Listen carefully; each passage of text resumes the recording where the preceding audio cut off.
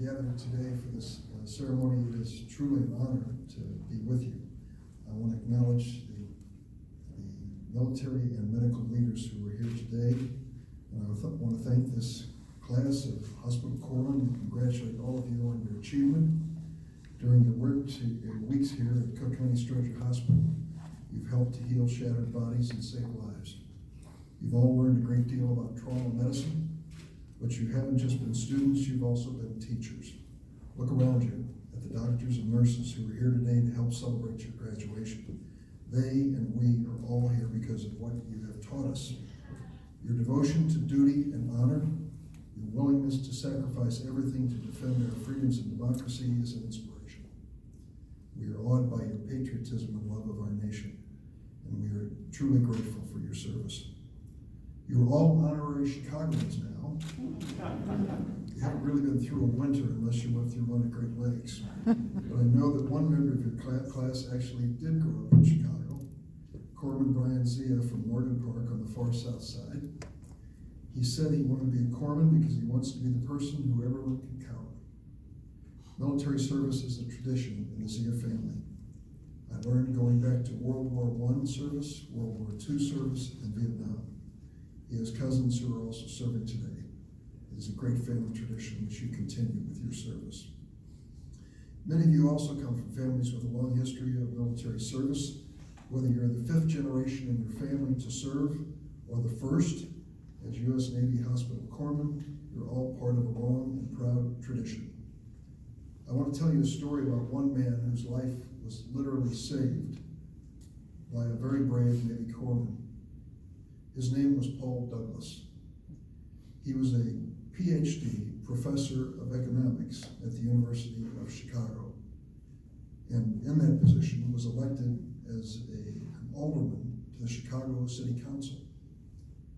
He served on that city council and then decided in a weak moment that he wanted to run for public office. And so he put his name on the ballot in March of 1942 to run for the United States Senate, and he lost. The day after he lost, he went forward and volunteered, as so many were doing in World War II at that time. He volunteered to serve in the U.S. Marine Corps. He was one of many, but there's one thing that made a significant difference. When Paul Douglas stepped up and volunteered, he was 50 years old.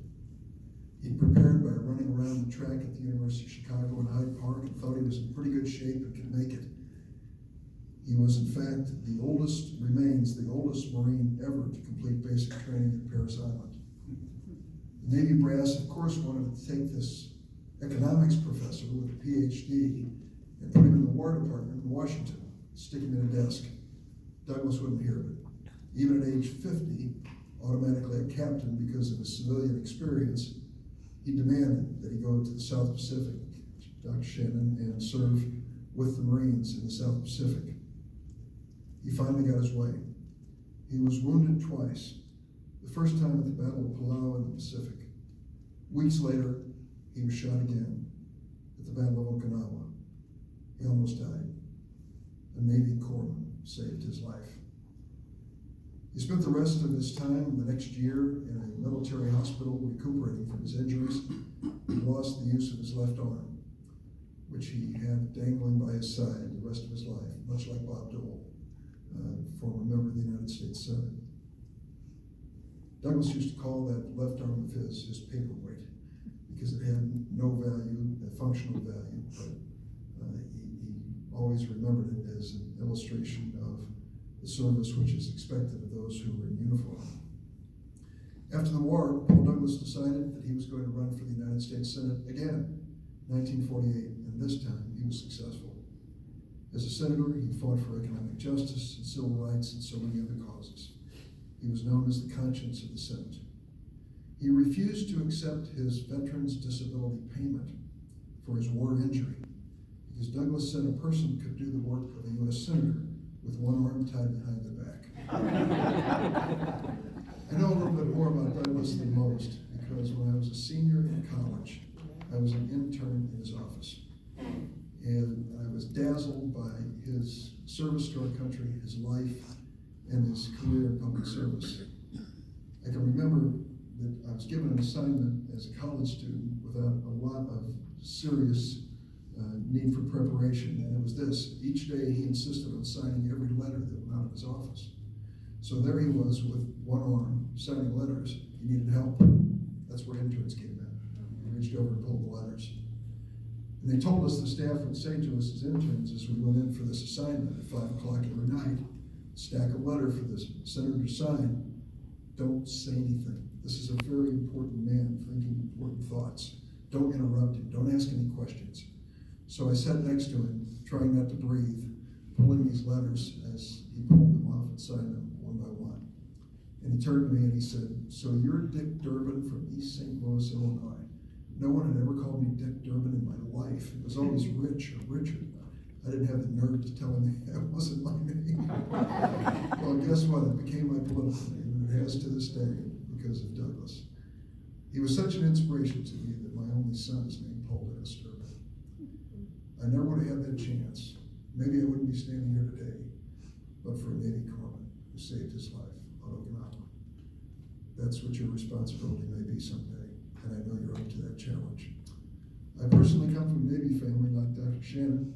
Had two brothers who served in the Navy when I was just a little kid. It was during the Korean War, and they served on what they called tin cans, and I think officially are named destroyers.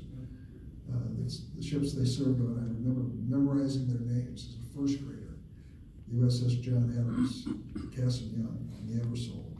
None of them are in service today, but we still have pictures at our home with great pride in the fact that my two brothers risked their lives for America, serving in the Korean War.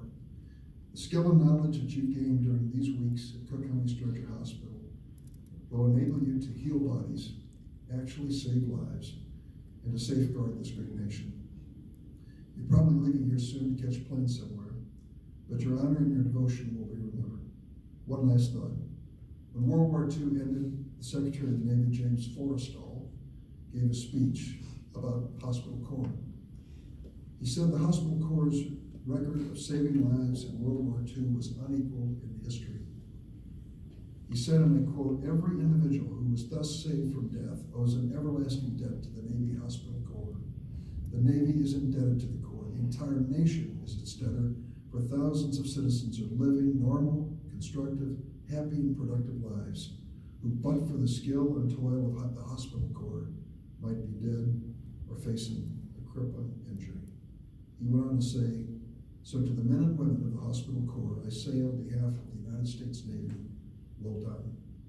Well done indeed." Today, on behalf of the grateful city of Chicago, state of Illinois, and this great nation, we say to each of